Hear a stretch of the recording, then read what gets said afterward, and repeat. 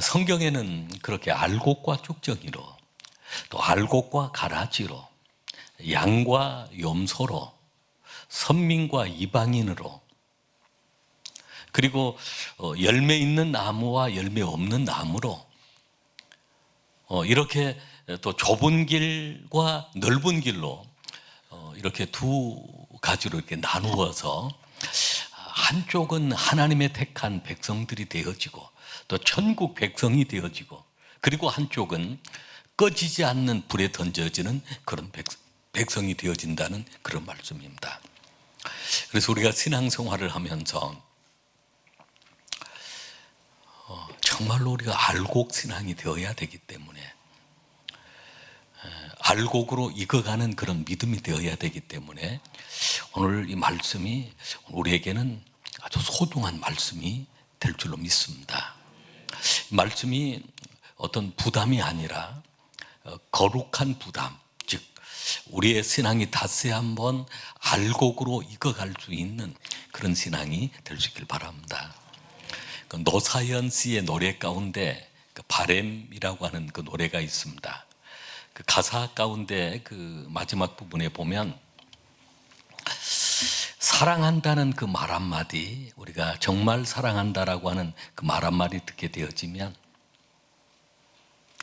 내가 사막을 걷는다고 해도 꽃길이 될 것입니다 라고 하는 그런 가사가 나와요. 늘 그런 고백을 합니다. 사실은 그 선교지 방문하는 일들이 쉬운 일들은 아닙니다.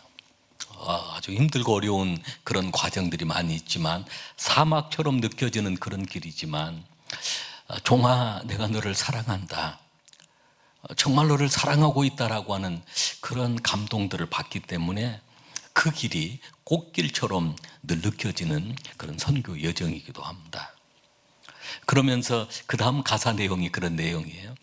우리는 늙어가는 것이 아니라 조금씩 익어가는 겁니다 라고 하는 내용이 나옵니다. 그렇습니다. 오늘 우리는 알곡 신앙으로 익어가고 있다는 것입니다. 할렐루야.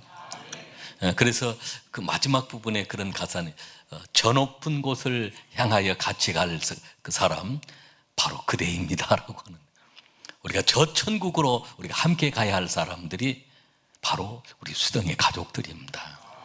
할렐루야. 그래서 오늘 말씀 가운데 12절에 보면 손에 키를 들고 자기의 타작마당을 정하게 하사 알곡은 모아 곳간에 들이고, 우리가 알곡이 되어져서 하늘 곳간에 들어가는 것이고요, 쭉정이는 꺼지지 않는 불에 태우시리라.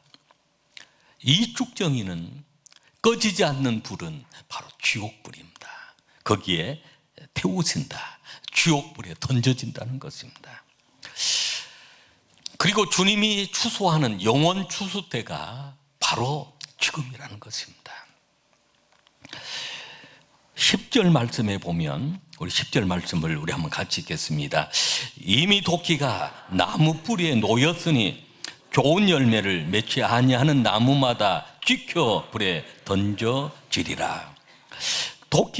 이미 도끼가 나무 뿌리에 놓였으니 추수 때가 이미 되었다는 것입니다.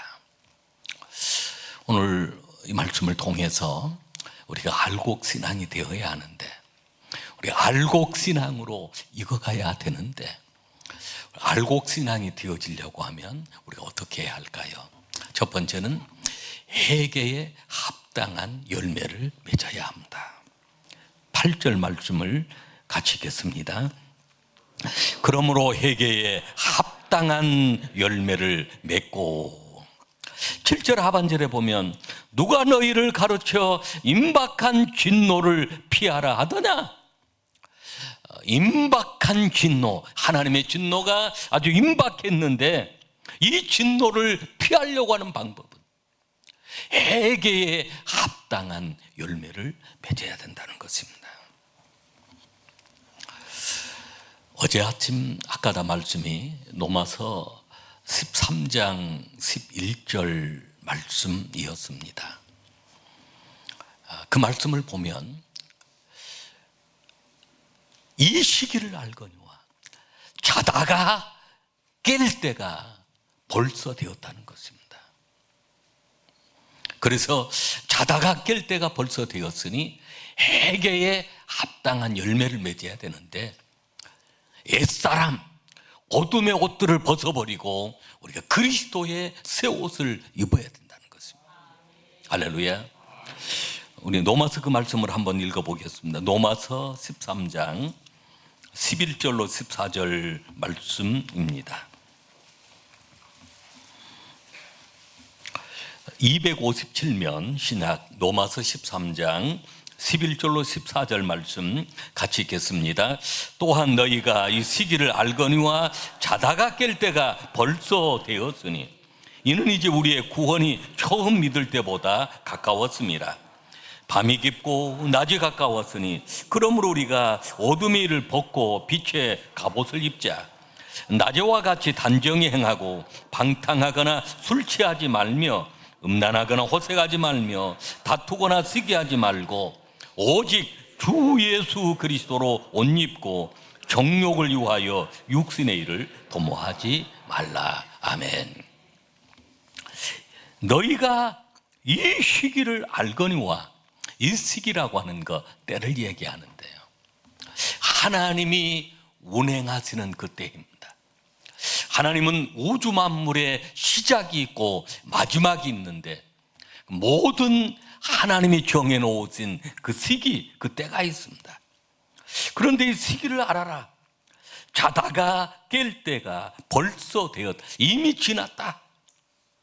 이제 우리의 구원이 처음 믿을 때보다 가까웠습니다.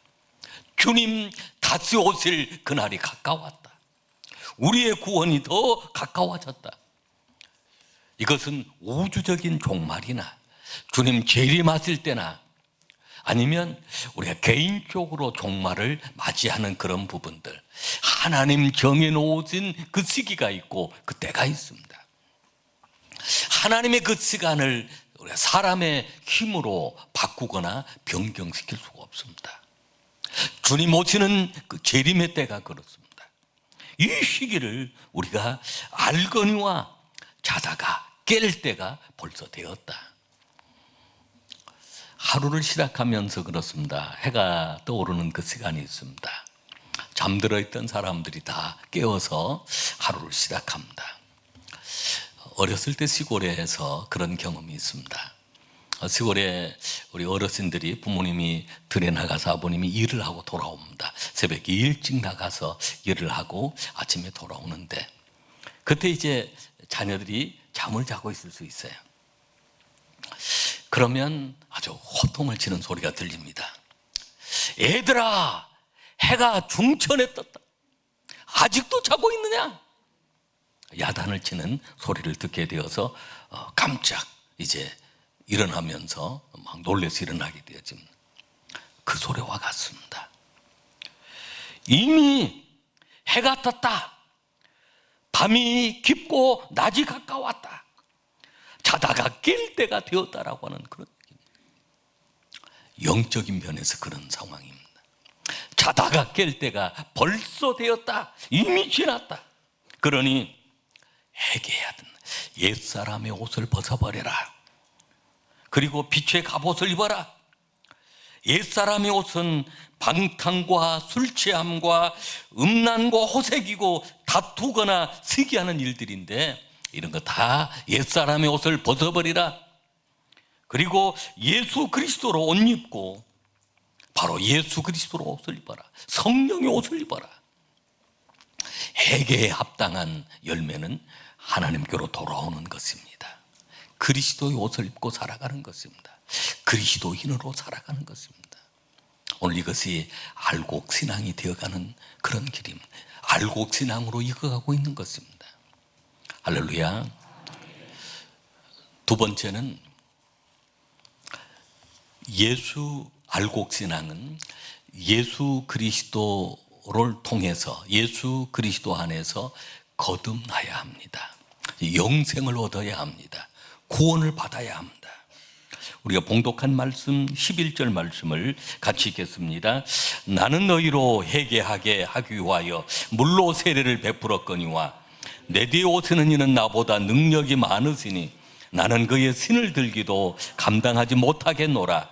그는 성령과 불로 너희에게 세례를 베푸실 것이요. 아멘. 물 세례를 통해서 회개하도록 합니다. 그런데 주님께서 주시는 그 세례는 성령과 불로 너에게 세례를 베푸신다는 것입니다. 거듭나게 하십니다. 우리가 알곡 신앙이 되기 위해서 예수의 영원한 생명이 우리 가운데 들어와서 예수의 생명으로 거듭난 하나님의 자녀가 되어질 때 우리는 천국에 들어가는 거룩한 하나님의 백성이 되는 줄로 믿습니다. 오늘 이 자리에 모이신 우리 모든 수정의 가족들이 오늘 예수 그리스도로 거듭난 하나님의 자녀임을 믿으시길 바랍니다. 구원의 확신을 갖고 영생을 소유한 하나님의 자녀임을 깨달으시길 바랍니다.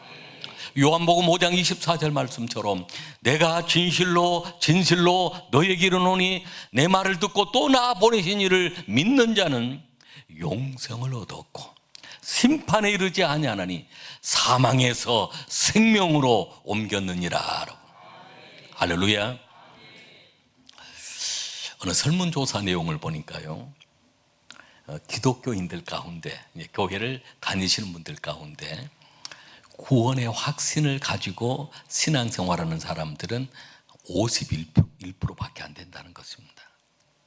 그러니까 내가 구원받았다, 내가 예수 믿고 하나님의 자녀가 되었다, 구원받은 성도가 되었다라고, 그래서 오직 예수님을 통해서 나는 거듭났다, 구원받았다, 오늘 밤이라도 하나님이 내 영혼 불러갔으면 나 천국 들어간다, 그런 확신을 가지고 살아가는 사람들이 51%밖에 안 된다는 거예요. 나머지 49%는 취미 삼아서 교회 다니고, 교회 다니면서도 구원이 교회만 있는 것이 아니고 어느 종교나 다 뭐 구원이 있을 것이다, 아니면 착한 일 많이 하면 구원 받을 것이다, 그렇게 생각하면서 신앙생활하고 있는 사람들이 무려 49%나 된다는 것입니다. 둘 중에 한 사람은 구원의 확신이 없다는 것입니다. 여러분, 구원은 오직 예수 그리스도 한 분만이 오늘 우리에게 구원을 주시는 것입니다. 예수 그리스도를 믿고 영접할 때 오늘 우리에게는 영생을 주셨습니다. 사망에서 생명으로 옮겨주신 것입니다. 이미 우리는 영생을 받았습니다. 그래서 우리가 심판받지 아니한 것입니다. 수많은 사람들이 그저 착한 일, 좋은 일을 해서 구원받는 것으로 생각을 합니다. 구원은 예수를 믿음으로 우리가 그리스도의 옷을 입었기 때문에 구원받은 하나님의 자녀가 되어 영원한 생명을 소유하고 있기 때문에 우리는 천국에 들어가는 그 은혜를 받게 된 것입니다. 할렐루야. 알곡은 그 안에 생명이 들어있습니다. 죽정이나 가라지는 다른 생명이 들어있어요. 가라지는 아무리 잘 가꾸어도 가라지가 되고 맙니다.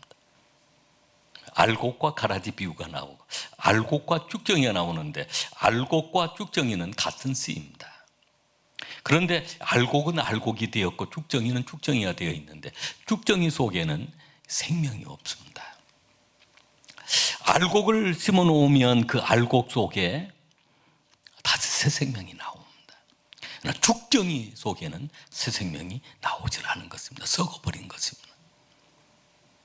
우리가 계란을 비유해 보면 그렇습니다. 계란이 똑같이 생겼어요. 하나는 유정란이 있고 또 하나는 무정란이 있습니다. 그래서 우리가 달걀을 보고 고를 수는 없습니다. 유정란을 나는 먹어야 되겠다. 그 달걀이 쌓여져 있는 곳에 유정란만 골라올 수 있는 사람은 없어요. 어떻게 아는 거예요?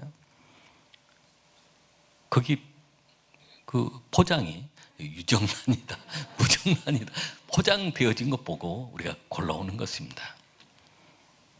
그리고 영양분도 뭐 유정란이나 무정란이나 별 차이가 없습니다. 가격만 차이가 있어요. 그런데 문제는 유정란은 37.7도에 21일 동안 잘 관리가 되어지면 21일이 지나고 나면 거기에서 병아리가 나옵니다. 똑같은 환경에 37.7도 똑같은 환경에 21일이 지났어요. 그런데 무정란은 똑같이 생겼어요. 같이 이렇게 시간을 보냈지만 21일이 지나면 무정란은 어떻게 될까요?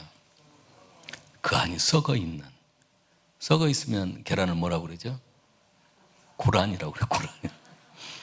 구란이 되고 마는 거예요. 분간하기 어렵습니다. 그러나 사실은 우리가 알곡 신앙인지 죽정이 신앙인지를 우리가 사람의 눈으로 분간하기는 어렵습니다. 그러나 그 안에 예수의 생명이 있느냐, 예수를 영접해서 구원받은 하나님의 자녀들, 그 안에 생명이 있기 때문에 영원한 부활에 참여하게 되는 줄로 믿습니다. 할렐루야. 세 번째는 알곡 신앙은 시련이 왔을 때, 즉 추수 때가 되었을 때 주님께로 더 가까이 나옵니다. 주님만으로 더 가까이 모여듭니다. 우리가 봉독한 말씀 12절 말씀을 같이 읽겠습니다. 손에 키를 들고 자기의 타작마당을 정하게 하사 알곡은 모아 곡간에 들이고 쭉정이는 꺼지지 않는 불에 태우시리라. 아멘. 추수하는 그 주인의 손에 키를 들고 있습니다. 키는 바람을 일으켜서 알곡과 쭉정이를 분리하는 그 일을 합니다. 알곡과 쭉정이를 분리하는 여러 기계들이 있습니다. 주로 이제 바람을 통해서 바람이 불면 알곡은 가까이서 떨어지지만 그 쭉정이는 멀리 날아가 버리고 맙니다. 이렇게 퀴즈를 한다라고 하는 것은 어떤 환난이나 시련들입니다. 우리 인생의 삶 속에 수없이 많은 환난이나 시련을 만나게 되어지는데 알곡이 되어지면 그런 환난과 시련 속에서도 더 주님을 가까이 하는 것입니다. 그러나 죽정이는 어떻게 됩니까?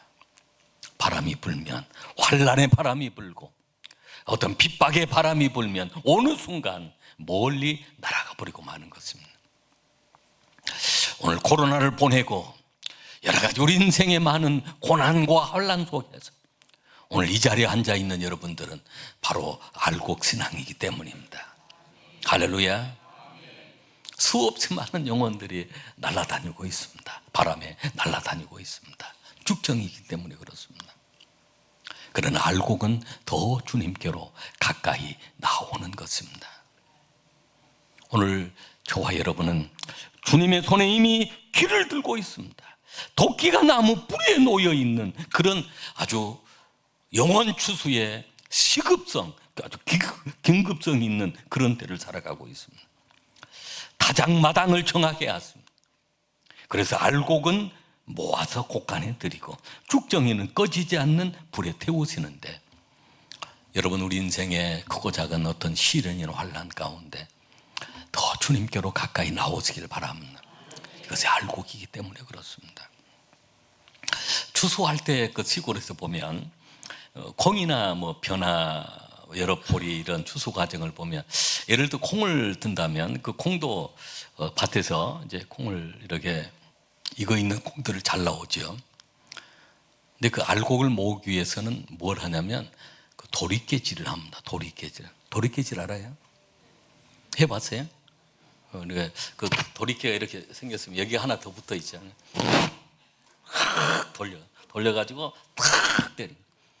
그러면 막 콩들이 막 그 콩에서 나오는 것이죠. 그렇게 해서 이제 퀴즈를 해서 콩들만 이렇게 모으는 것입니다.